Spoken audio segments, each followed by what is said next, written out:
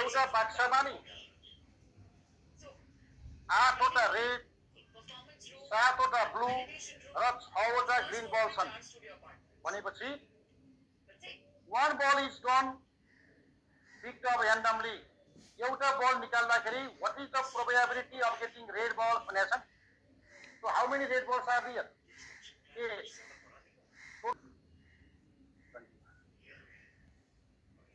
Red ball नआउने means blue र green आउने अथवा 1 minus 8 by 21 भनेको पनि त्यही हो के बाबु.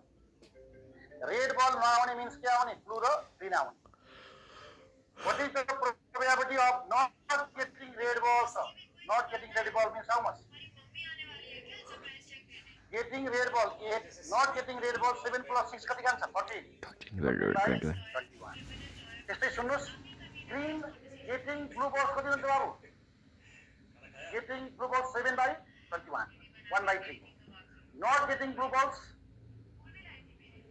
oh बस अथवा ब्लू बल्स नआउने भनेपछि रेड र 7 को आएको आन्सर ए 8 by 21. कोही कसैसँग सम्बन्धित आवयहरू हेर्नुहोस् त यो what is the probability of getting blue balls भनेको छ नि answer blue balls.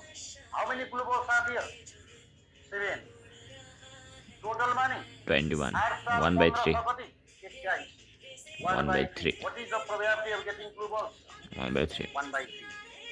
Not getting, neither getting blue balls nor getting green balls. के भन्नु आँटेको पक्नुस् है पक्नुस्. ब्लू र ग्रीन रेड भन्ने ए आन्सर 8 divided by 21. क्वेशन तपाईले क्वेशन हेर्नु होला है साथी हो. क्वेशनमा 8 वटा रेड बल 7 वटा ब्लू बल र 6 वटा ग्रीन बल छन् नि. What is the probability of neither getting blue balls? Blue ball नआउने र अर्को के neither getting blue balls र green balls. ब्लू बल पनि नआउने ग्रीन बल पनि नआउने भनेपछि आउने के neither getting के blue nor getting what green.